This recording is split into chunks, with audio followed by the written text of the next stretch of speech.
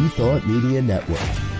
We are a global broadcast network of positive music, media, and entertainment, inspiring humanity's evolution along the journey of enlightenment and creating a world of love, peace, empowerment, and prosperity for all. New Thought Media Network. Positively inspiring.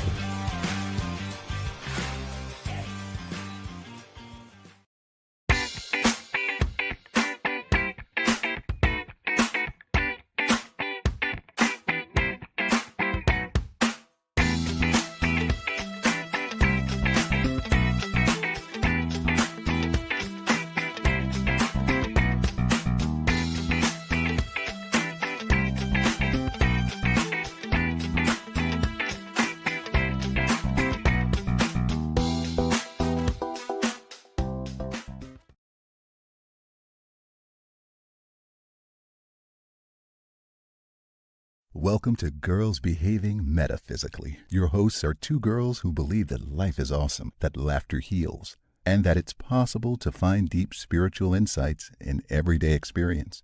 Here come the girls. It's more than practical. Here come the girls. Way more than merely factual. If you want to know the secrets of a life that's free, listen to Girls Behaving Metaphysically. Listen to Girls Behaving Metaphysically.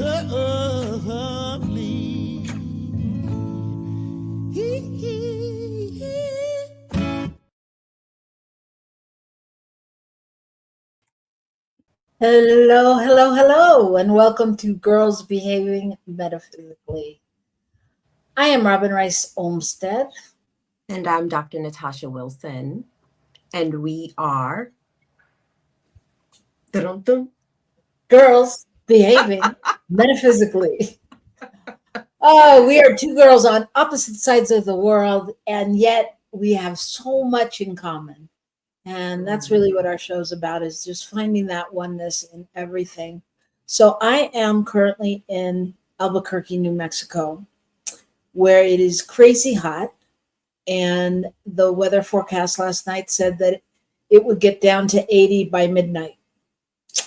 And Natasha is on the other side of the world in Queensland, Australia. Yes, I'm in Brisbane, where it is technically winter, but I am coming to believe that the winter is over, because last night I almost thought I had to put the air conditioner on, but not so much. But today is going to be very nice winter day. It's going to get up to about 68 or 70 so degrees in Fahrenheit. So be very lovely winter day here. Wow. The world is so weird, isn't it? I mean, I don't know. I mean, it's so different since the pandemic, and we really all became closer. I mean, not necessarily me and you, but people that met each other on Zoom and connected that way. And, now they're involved in each other's lives in different parts of the world. Yeah. It is an amazing world we live in. It really is. It really is.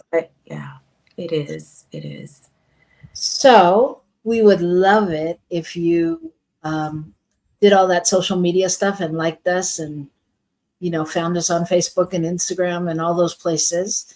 And let us know where you're watching from. If you're out there listening, let us know. And we have a guest today, which we would love it if you were here to talk along with us. So let us know. And I think that's all I have to say about that. Am I missing anything? No, did you already invite everyone to sort of like us, to share the stream? Yeah? I did. I've learned that particularly with the YouTube algorithm, when you press so if you just press like, then it's more likely to sort of share this. It'll pop up on the feeds or the home feeds in YouTube of people who usually wouldn't see this. So pressing like is kind of magical in that way. So press the like button. Yeah, magical is the right word. So I am trying to text and introduce our guest at the same time, but I wanted to text someone to let them know she was here because I know they'd want to be here. So I'm going to let you know who she is so you know not to leave. Let me introduce to you Leslie Reed. Leslie is an artist, a poet. She is an amazing creative being, and she is a conduit for healing from grief and loss and all of those things that she's experienced, that we've all experienced in our lives. And so we're going to discuss with her today some creative ways to possibly go forward in life and how to turn grief and loss into your superpower. So Leslie, welcome. Hi. Thank you so much for having me, Robyn and Natasha. This is amazing. It's fun. I'm in Northern California, and what you're experiencing as a mild, nice winter day is a reasonably warm summer day in Northern California in the Lovely. Bay Area, where the microclimate keeps us in cool weather. Yes. So it was fun to hear. I'm glad I'm not in New Mexico for the heat, even though it's the most magical and stunning place. Yeah, and hot. It's just hot right now. Yeah. And the magic escapes me in this moment. But that could be because my husband thinks the house is cool when he turns the air conditioner down to 82.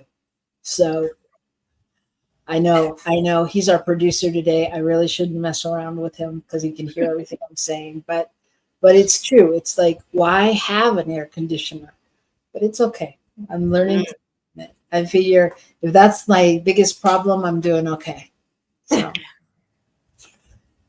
So generally what we start with is a card pull of the week. And we're going to have Natasha intro that because she's got some information for us about what's going on in the world. Well, it's about what's going on I was going to say in our galaxy, but not just our galaxy. August 8th every year. And look, I am a nascent astrologer. I've always been into astronomy. I'm a little bit, I'm a big nerd. That's okay. But anyways, as a girl behaving metaphysically, of course I'm going to be into astrology. And so right now, August 8th, every year, we move through something that is called the Lionsgate portal, right? And that is a time astrologically and astronomically when the Earth, the star Sirius, and Orion's belt is in perfect alignment with the sun in Leo. And so it is said to be this really powerful gateway of light, transformation, and soul remembrance. It's also a time when the veil between dimensions and worlds, the ancestral world, the intergalactic world, like when the veil is very thin. And so it's also a time where, like, if we have things that we are ready to sort of lay down that no longer serve us, it is an auspicious time to sort of lay those things down, to hand them over. It's also a time to sort of activate our own spiritual gifts or to realize them. But more than anything, it is a time of remembering why our soul came here. Why our soul came here. And so it's already August 8th for me. So this morning I did my own ritual, and I'm still sort of like living in the light of that ritual. Also, my rising is Leo. So I had to like let my mane out today. So so I'm feeling the energy of that activation already here in Australia. And tomorrow is that day for my beautiful, beautiful family in the US. Thanks. Wow. Yeah, I looked it up when you told me about it. I looked it up and yeah, it seemed like a very powerful time to, do some of those spiritual practices like journaling or vision board making or any of those things that call in what you really want to call in, and to be still and figure out what that is. Yeah. And like I said, really, it's about remembering your soul's calling. Like, why did you come to Earth? Why are you here? What are you here to deliver? What are you here to remember? And I think, when I say it's a really important time, I don't just mean that in our how we talk about how we are woo woo. I say that in jest, but to me the woo woo is the most real thing there is. But because of where we are, I think as a global community, with what is happening in the political, the economic, the social, the cultural realm, I think more than ever, it is important for each of us to find time to tap into the stillness to remember the truth of our being, because there are a lot of things out there that would benefit from us not remembering. And so it's important that we remember and that we recommit ourselves to our journey as to why we came to Earth in the first place.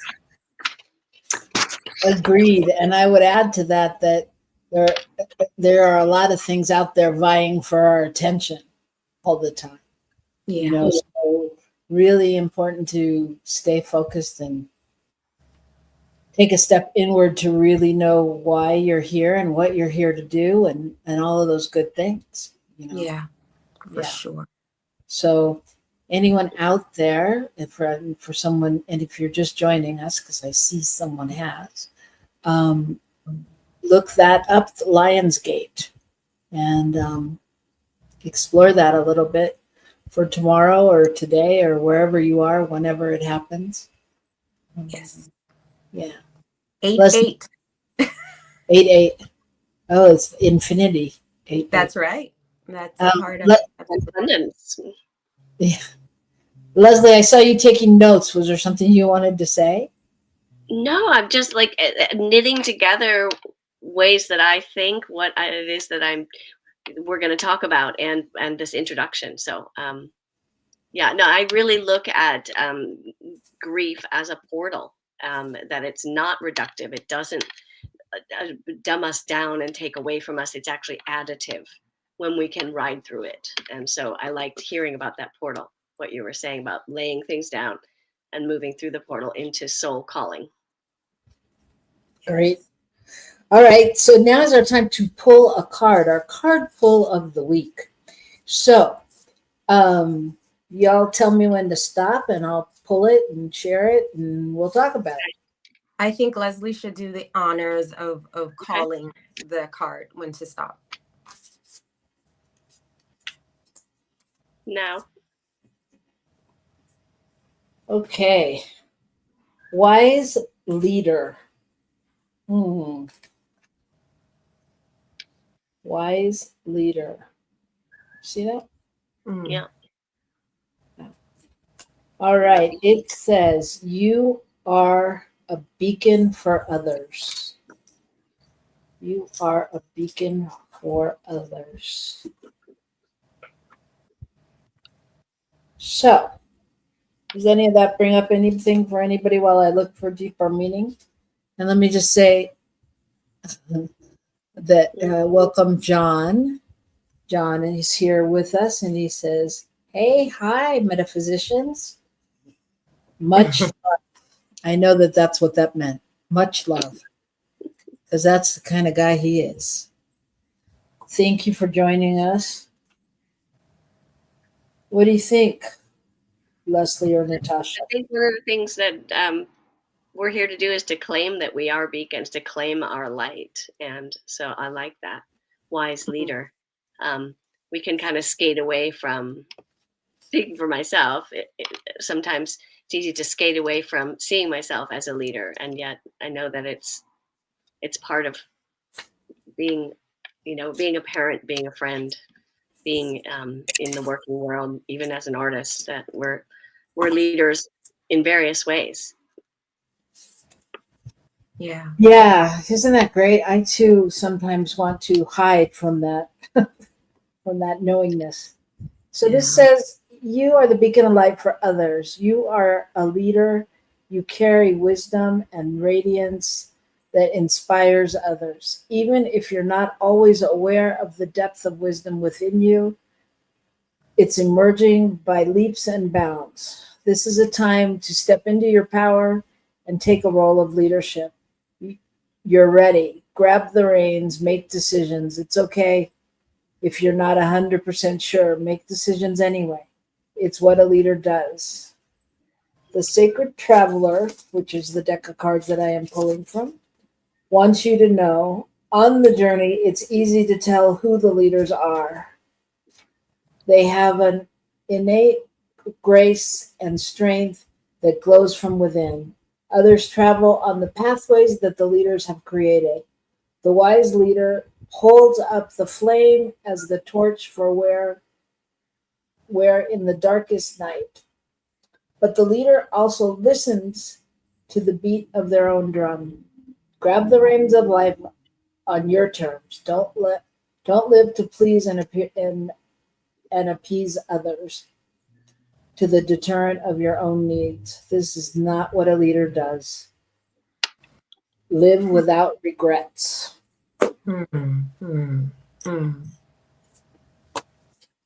All right, everybody, and thank you for joining us today. Without regrets. If you could just take away that message, right? That's what strikes me. Yeah, I think as I was taking that in, I was thinking about just that beginning part that, you know, you are a beacon for others. I think that's the thing. Like when we remember and walk in the remembrance of our soul's calling, that we are walking in the light, and so we are a light. We are that light that lighteth up the world, and other people see that. And I think what happens is it becomes a permission for other people to stand in the power of their own light. So yeah, that was the main thing that came up for me. And then the other thing that came up as I was listening to the part about you are a leader, I was just remembering to myself that yes, the most important leadership is like the leadership from within, the leadership for ourselves, the leadership of being in alignment with soul. And so that means, yeah, marching to the beat of our own drum, learning who and what we are, and living more into that, right? So that was, and yeah, that's what was coming up for me as I was listening to both the deeper wisdom and then the initial entrance to the meaning of the card. Yeah. Yeah. And John says, well, if we are attuned to spirit in the oneness, I feel there's little chance to regret the one pathway spirit as me walks.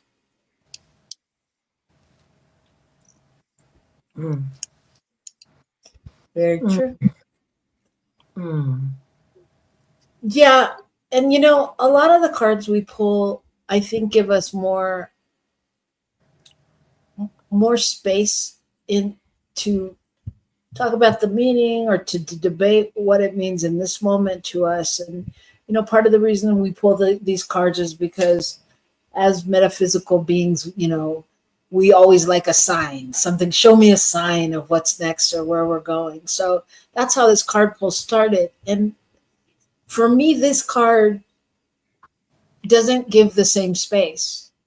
It's really, it feels like to me, it feels like more of a mandate of just remembering who you are. Like, you know, it's like, it's almost like, oh, damn, you caught me. Okay, I have to be this now. You know what I mean? It's not like, yeah, it could mean this or it could mean that. It's pretty cut and dry what it means for me. Yeah. You know, what I'm really looking forward to is really hearing from Leslie about the transformative power of grief, because what I know about post-traumatic growth, because whenever there's trauma, like, you know, if it were a coin, one side is the trauma, the other side is grief. And so what I know about post-traumatic growth is that it can open up this light in us, or help us remember the light of who we are. And so I'm really looking forward into delving into this conversation about the power of grief. Yeah. Yeah, absolutely. I think it's been, in my life, it's been absolutely transformative. And so I don't know what your structure is, but when you like me to start talking about it, I will do that. But yeah, so you give me the signals, and I'll talk a bit about that. All right, we'll give you the signal. Well, let's take a break, and we'll come back, and we'll launch right into grief and the power that it holds in making grief not so griefful, being able to transform it into creativity and other powerful things. So we're going to take a break, and we're going to come right back here on New Thought Media. Thanks. Please help us say thank you to our organizational sponsors, including the Hefferland Foundation, Affiliated New Thought Network, International New Thought Alliance, Science of Mind Archives and Library Foundation, Center for Spiritual Living Denver, Center for Spiritual Living Midtown, New Thought Philadelphia, Planned Happiness Institute, Summit Center for Spiritual Living, One Heart Retreats, Center for Spiritual Living on the Lake, Unity Kitchener, Unity Spiritual Center Ottawa, Om Center for Spiritual Living, Satya Center, Begin Within Ministries, Center for Spiritual Living North Jersey, Unity of Savannah, and the Center for Spiritual Living Seattle, as well as all of our individual donors. Thank you for being part of the New Thought Media Network. Please like, share, and subscribe. New Thought Media Network, positively inspiring.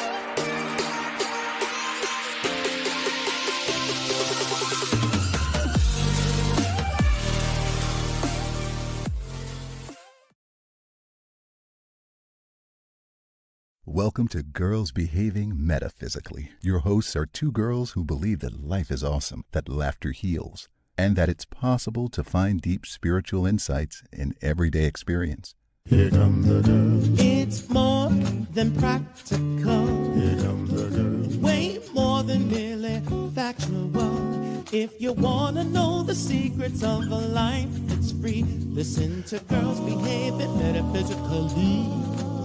Listen to Girls Behaving Metaphysically.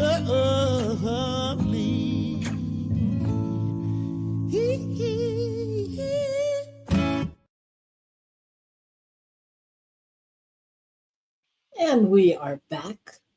I am Robyn Rice Olmsted, along with I'm Dr. Natasha Wilson, and our beautiful guest, Leslie Reed. Leslie Reed, artist and poet, and so delighted to be here. Excellent. And so we're talking today about, well, we're talking about grief and different ways and to heal and to be and all that good stuff. So Leslie, what do you want to? Well, you said you wanted to start talking, so go ahead.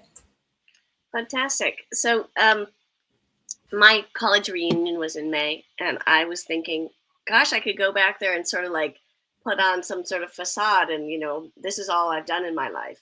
And there are cool things I've gotten to do. I've gotten to live abroad. I've gotten to do art shows. I've gotten to have a family. But I thought that what would be really special would be to share about something that was really deep and meaningful to me, so that I felt when I was there, I was really real and engaged in who I am. And so I decided that I would teach a workshop, just a 1-hour workshop called Got Loss, 3 Techniques to Rise from the Ashes. And what I wanted to do was to talk about how, since I had left college, I had developed an interesting career. I had taught French at the university level. I had helped to establish some large healthcare foundations, and then done policy work, created a think tank, went off and did a Fulbright. And then God decided to intervene in my life, and things began to fall apart after this amazing, lovely life.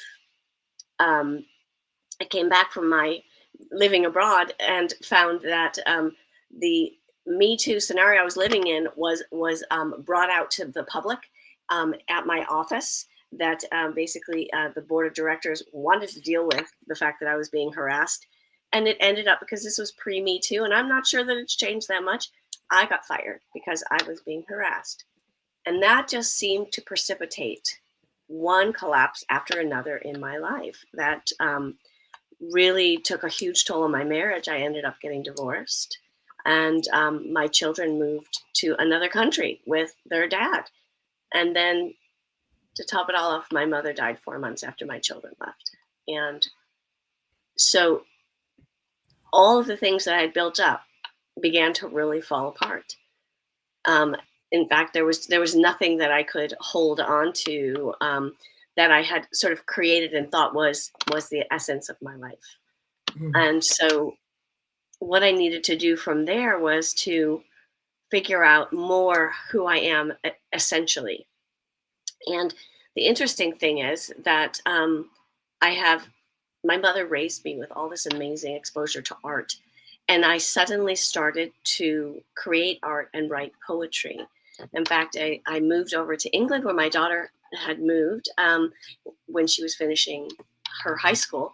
And when I was on the beach there, I started to hear poetry and to write these rhyming lines onto the seawall with beach chalk.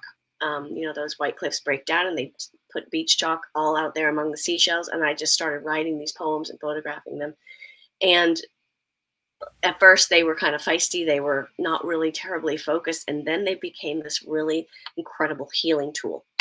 So I'm now publishing my second book of poetry, and it continues to be inspired work that helps me to move forward. And other people tell me when they read the poems, it helps them as they're processing their own struggles, especially during the shutdown. I have a fence here in Berkeley, California, and people were saying, wow, I was watching each poem arrive, and it really soothed me as I went through the shutdown. And I was kind of surprised. So I tried to find some lessons in that. And I've begun to teach classes on how to use creativity to process deep loss. And I have one class I call Shadow Canvas, where I teach people to do a very simple visual process that has really made a huge difference in my life. And then I repeated it with others, and it's really made a difference. So when I was at my undergraduate institution and I wanted to do something special, I thought, why don't I talk about how I have managed to get through this loss? Because when you get to be a grown-up, you start having your grandmother die, and maybe a parent die, maybe a sibling die, maybe you got divorced, maybe you've lost a job, or you've had to move, or maybe you've had a really big health issue. These things that put us into grief and take us away from who we feel we are, or who we knew we were. And so I wanted to talk about that. And I thought, well, what is it that I have done? Because I've had therapy support. I go to a spiritual community called Agape Bay Area, and I know Miss Robyn from there, and I have, ways that I take care of myself. But if I didn't create practices on the daily basis to move myself forward, and to, then I feel like I wouldn't get to this calling. I wouldn't find my way through the portal of grief, because who I have found myself to be, the way I get to live now, is so deep and special and integrated in ways that I wasn't before when I was in a more corporate environment. To be an artist has been incredible. So what are the 3 techniques? I had to think about it. And like the first one for me is connecting to something bigger than myself. I have to every day. I wake up and I say thank you. And I get my tea, and then I'm back in my meditation chair, and I have to meditate every day. And then I personally also have prayer right after that. Then I feel like I can start my day. And I guess what I want to do with the class, I'm about to teach a class on this at Agape on the 23rd of August. I'm teaching through Agape Bay Area a class on these techniques. And most people who attend Agape have an idea of some spiritual practices. But I think the thing is that each of the 3 techniques I'll go through, it's about continuing to push forward in them so that we're refining into ourselves. So we're really taking deep care. We're not just getting, like same old, and bored in the meditation, bored with going to the gym, or with whatever little thing that we're doing, okay, we fry eggs, whatever. First that was exciting, but no growth. So the first issue is connecting to something bigger than self and continuing to press forward in that. When, if grief, say, comes back, if something new happens, there's a need to just keep deepening. And there's just a need to keep deepening in these practices. The second thing is self-care. Wait. Before you go to the second one, let me ask you a question about that. So connecting to something bigger than yourself, because I find that we say these kind of things all the time in New Thought, and I'm not sure that everybody knows how to do that. So connecting to something bigger than yourself, because, I think about like different people and long time ago, like if you had said, you got to connect to something bigger to yourself, connect to God, I would have been like, yeah, no, bye. Because I had a thing about God, so what does, without saying God, or spirit or the universe, like what is it? How do you just connect to something bigger than yourself? One of the really great techniques for me is to get into nature where I can't hear much, if any, sounds of the man-made world. So getting by some water, the ocean's great, a stream, a waterfall, just walking in the woods or walking in a field somewhere that the man-made world and the structures and the geometry that we impose on things is just not there.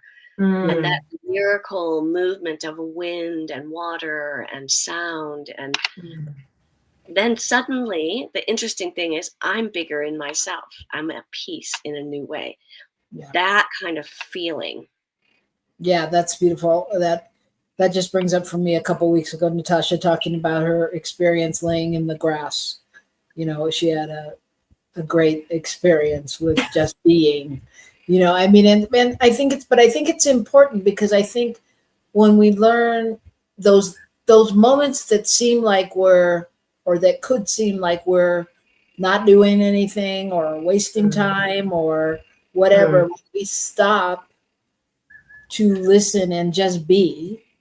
When we can just be, that's when we experience that connection to the larger thing or the greatness or the magnificence of whatever else is happening outside of us. For sure. So I think that's beautiful. Would you add anything to that, Natasha? No, I mean, I would just sort of say again about the experience that I had, the morning that I had the opportunity to be child free. My children were away at a sleepover, and it was a Sunday morning. And I don't know, you probably don't know this, Leslie, but I lost my nephew to suicide not that long ago, and he was an Olympian. He was to be at the Olympics in Paris, the last Olympics, and he had killed himself the November right before, and he was this beautiful young man, and he was like a son to me, and I the grief and the weight of it did not hit me like sort of right away. It hit me a few months later. And and it brought back all this other sort of grief that I had been carrying around about a lot of things. So like the murder of my brothers in 2012, all these things, the loss of my cat in the house fire, so many, it had just all came. And so the last, I would say maybe even year and a half now, I've been very, very internal in my process. And so part of that has been lots of writing poetry. When I do get these moments to sit still and be in nature, I have a lovely garden. And so one Sunday, I just decided to lay down in the grass. And normally I'd be like, oh, I got to get a blanket. I got to get stuck because I don't want to get grass in my hair and all this stuff. But I just felt the heaviness of all of it. And I just lay down on the earth. And it was morning, so the grass was still somewhat wet. But the sun was beaming. And when I lifted my body, when I lifted it, from the corner of my eyes, I thought I saw the grass moving. And it was.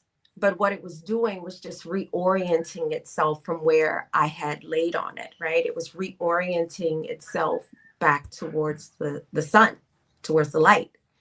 And I had, to me, it was the most powerful message, right? Like, these blades of grass, they didn't complain that they were just crushed by some part of my body.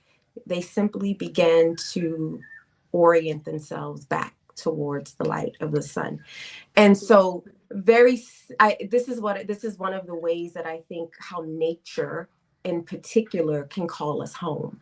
But I've had many, many, many, many such experiences. I remember having a similar experience in Joshua Tree at an agape New Year's meditation. I mean, I could go on and on and on about the power of being in what we call the natural world, because we are a part of the natural world.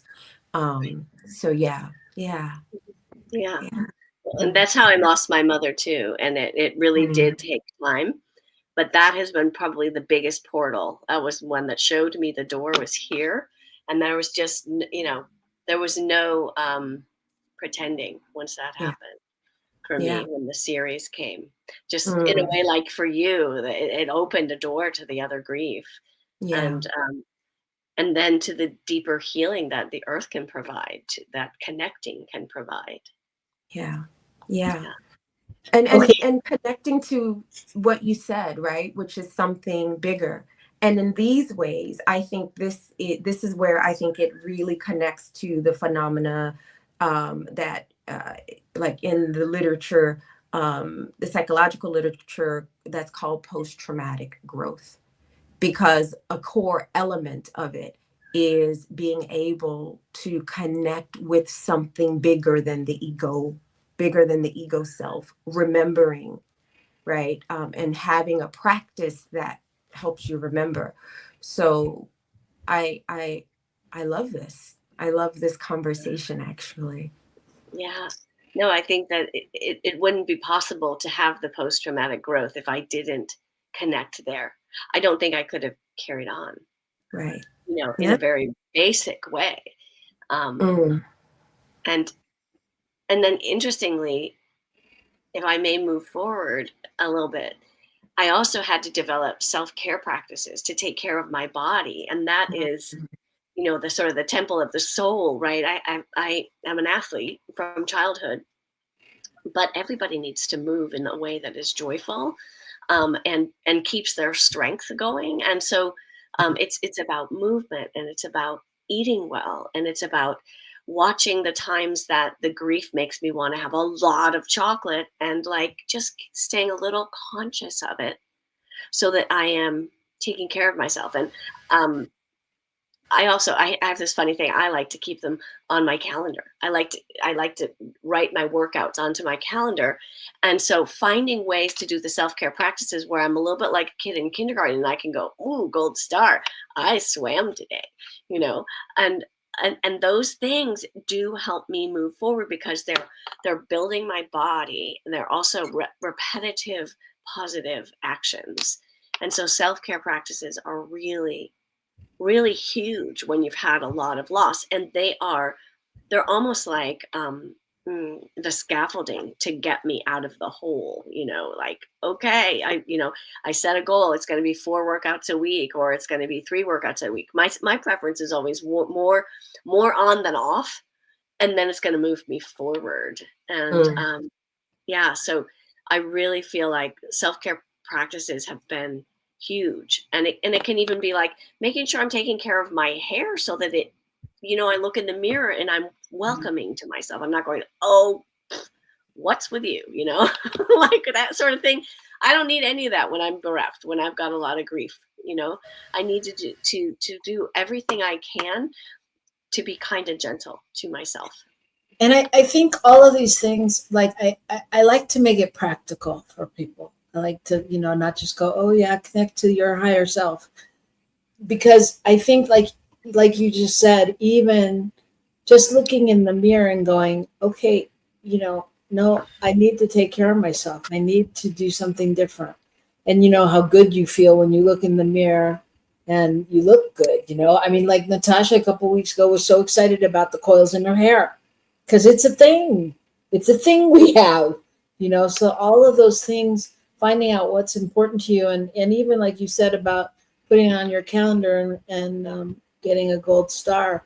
We were just talking about this, Gil and I, that, you know, we sat down and tried to organize in order to organize, like made the list of all the things we had to do so that we could schedule the times to do it. And like how powerful it is for us when we cross something off our list or when we see that we've accomplished, because otherwise we look at the day and we go, yeah, I didn't do anything, which is, I don't know, I'm going to generalize, but for a woman is generally not true. We just don't count so much of what we do as, you know, a thing. So I think all these little tips are so great in getting to what you're getting to. Yeah. So go on. Yeah. Well, and I'll just go back to like another practice I have is on Sunday afternoons. I take 15, 20 minutes and I look out at the week. I open my calendar on my phone and I look at what are the appointments I have and what is the work schedule I have, and then what do I want to get done during the week, and I get it all into this like weekly calendar. I write it out and I set my goals and then I check them off because it keeps me on track. And it can be, you know, things that are very simple. Like one of the things I do right now is I cook dinner for a very special man. And that gets to count, right? As much as consulting with a friend who's got a startup. But the little and big things, I need to acknowledge them so that I don't feel like a blur of life is just passing me by and I'm not making any difference and I'm not really living. I need to like, it helps me like focus my eyes like, okay, yeah, I'm actually doing this. And it might be I spend like 2 hours getting my hair done because I'm a woman and that makes me feel good every couple months. I go do that. But it might be calling a friend who's having a hard time, right? All those things, giving myself credit for them. Yes. Yeah. Absolutely. So was that number 2? That was number 2. Okay. Yeah. And then number 3 is finding that inner call. And for me, it started with hearing these lines of poetry on the beach. And I was like, okay, that doesn't sound like me. I better write this down. And I started writing the poetry. But when I'm maybe bereft enough that I can't get clear enough to write, I will make myself a really nice salad for lunch. I'll bake cookies and I'll give some to a friend. Somehow creating. I have heard recently, and it really rang true to me, that we are creators. Yes. We were put on the earth to create, and when we just repeat and we don't move forward, we don't feel as good. And that is, for me, a very, very true thing. So it could be, creating a little bouquet of flowers in a vase because I found a flower on the sidewalk, or it could be drawing something, or it could be, setting up, even like sending flowers to my uncle who's not well, getting my parents to come together on that. But that's creating something in the world.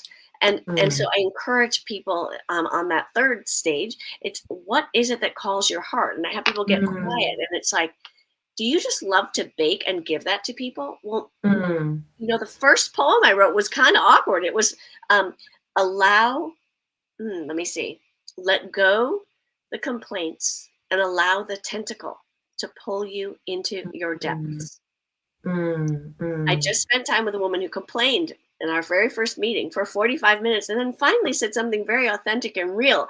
And this poem came, and it wasn't much of a poem. There was no rhyme, but it was something, and I followed it. So I just really think what's important is something that is inspiring, that kind of like catches your eye, like just try it and then see where it goes, because that kind of thing is following the breadcrumbs through the portal into the next phase. And I now am doing my second book of poetry. I would never have thought, from writing that down on the wall with chalk and then taking a photograph of it, that was actually going to be my first poem in a series of a large number of them.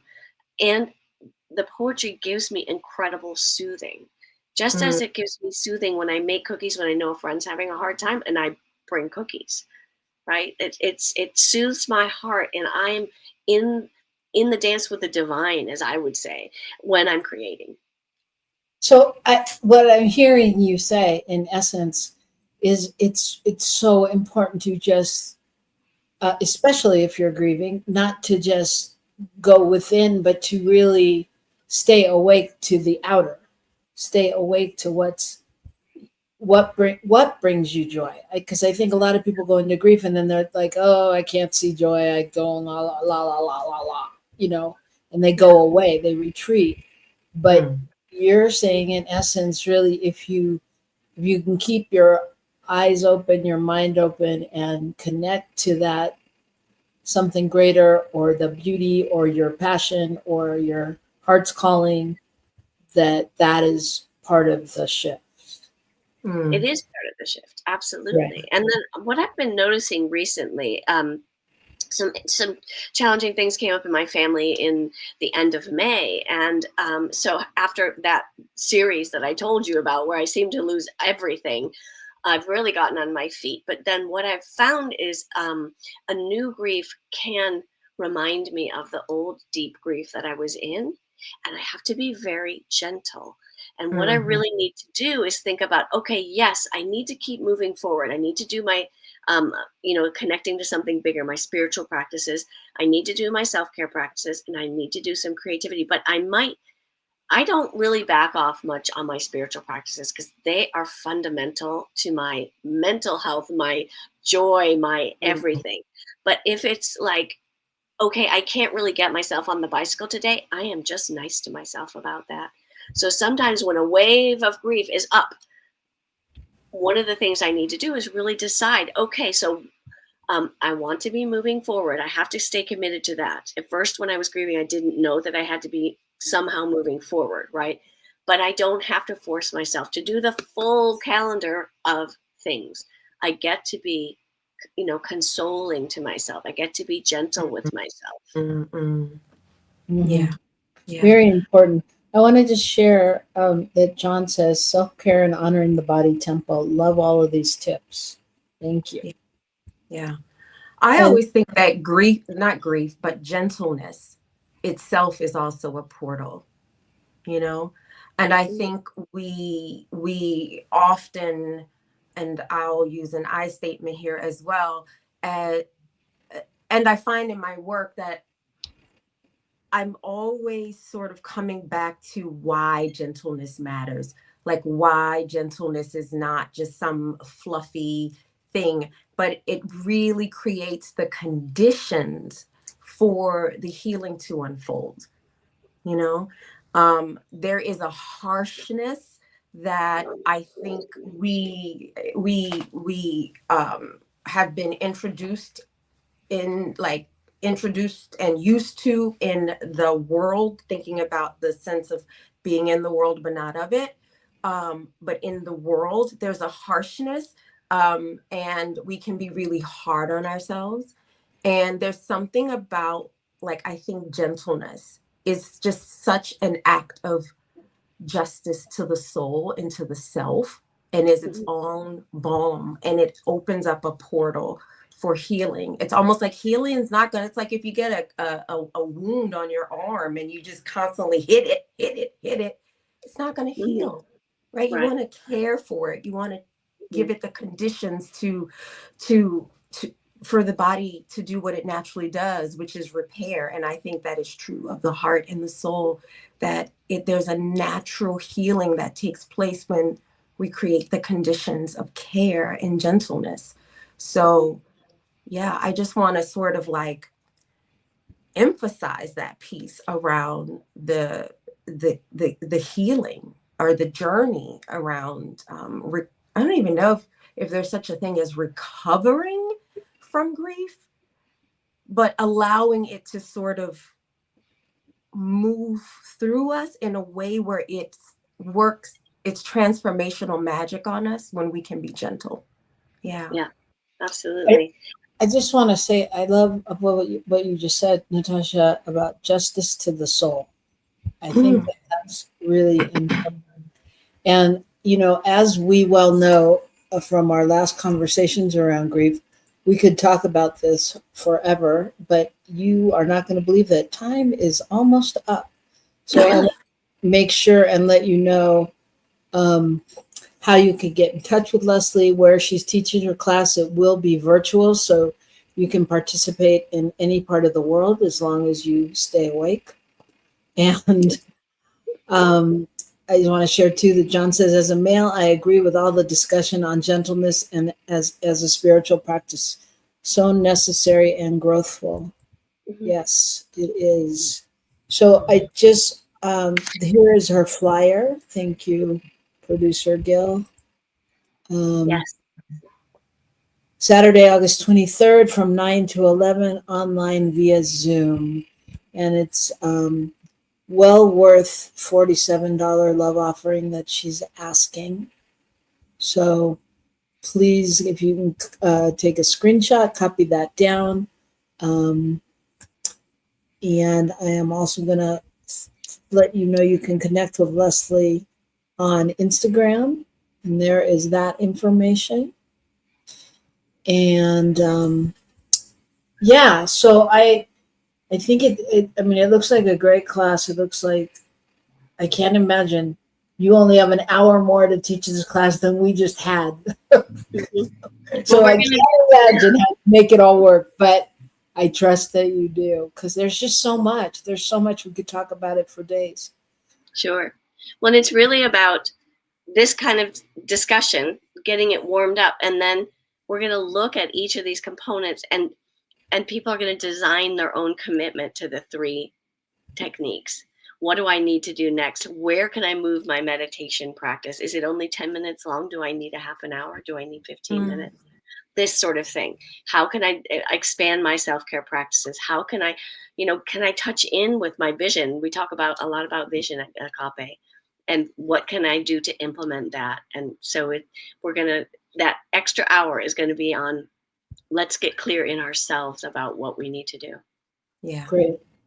It sounds like it's going to be a great class. And I just want to invite people to think about, even if you haven't experienced lots of what we sort of confirm, or we have a social sanction way to talk about as a loss. There is disenfranchised grief. And I think there is also lots of grief that people are feeling about what's happening in the world right now. And so I think a class like this can also help deal with the way that we are all having to deal with grief, even the disenfranchised types of grief, because of the way the world looks right now. It sounds like a course like this can also be helpful. Yes. For us figuring out what our path to moving this world into a more like to moving grief in the world into a transformative space. So it sounds like a wonderful class. Yes. Yes. And I think it's so important that exactly what Natasha just said, and that we remember, grief wears all different disguises. We have grief over the loss of a dream, over the loss of being young, or over the loss of, there's the all loss of democracy, the loss of, a pet, a loss of who you thought you were. We live in a world with constant loss, and culturally, at least in the United States, we're not that great about talking about it or processing it. So there's something there for everyone. You can join Leslie again on Saturday, August 23rd. And Leslie, I just want to thank you for being here. And thank you for having me. So nice to meet you, Dr. Natasha, and to see you, dear Robyn. This is great. Yeah, good to be here. Thank you, John, and everyone else for joining us out there. And I just want to remind everybody of the card that we pulled in the beginning of the wise leader, because I think it plays into everything that we've talked about, and being able to go forward as that wise leader in all that we do, and how we deal with the things we need to get through in order to be able to be that. Yes. Yeah. And don't forget the Lionsgate portal tomorrow for you all in the United States. It is a beautiful time to set up a ritual to even walk through the gates of grief. Use grief as the portal during this Lionsgate portal, where we have this beautiful alignment of our Earth with Orion's belt and Sirius and the sun. We are energetic beings. We are earthlings. We are universal beings. So don't forget. Don't forget, and do exactly what Leslie has said, and be gentle. It doesn't have to be something huge you do today or tomorrow. Maybe tomorrow, on this day of the portal, you just commit to taking Leslie's 2-hour class. And that could open up the portal to everything. Yes. Yeah. We're just saying it. Is a portal. The class is a portal. The class is a portal. Yeah. So we thank you all for walking through this portal with us today. We're so excited that you could be here. Thank you, John. Thank you, John, for sharing and having this conversation with you. And all of you quiet ones out there, or who watch it later, feel free to comment anyway, because somebody will comment back at some point. And don't forget to like, because I've learned about the YouTube algorithm. You have to press like. You gotta press it. Okay. We appreciate it. Whatever you do, we appreciate it. All right, y'all. So we'll see you next week. I don't think we're going to be live. I think we're going to be recorded, but it's going to be a new show, is what I understand. So we will be back next week. I want to say a special thank you to our producer for stepping in at the last minute and being there and being willing and making things roll smoothly. And much love to, of course, our other producer, Michael Mangus, and New Thought Media Network, for just allowing us this platform to change lives. So thank you all. All right. Thank you. Peace. Wonderful meeting you and being with you. Bye. Thank you. Bye.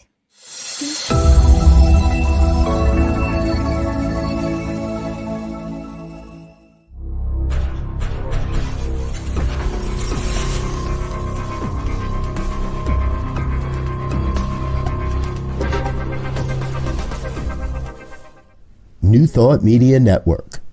We are a global broadcast network of positive music, media, and entertainment, inspiring humanity's evolution along the journey of enlightenment and creating a world of love, peace, empowerment, and prosperity for all. New Thought Media Network. Positively inspiring.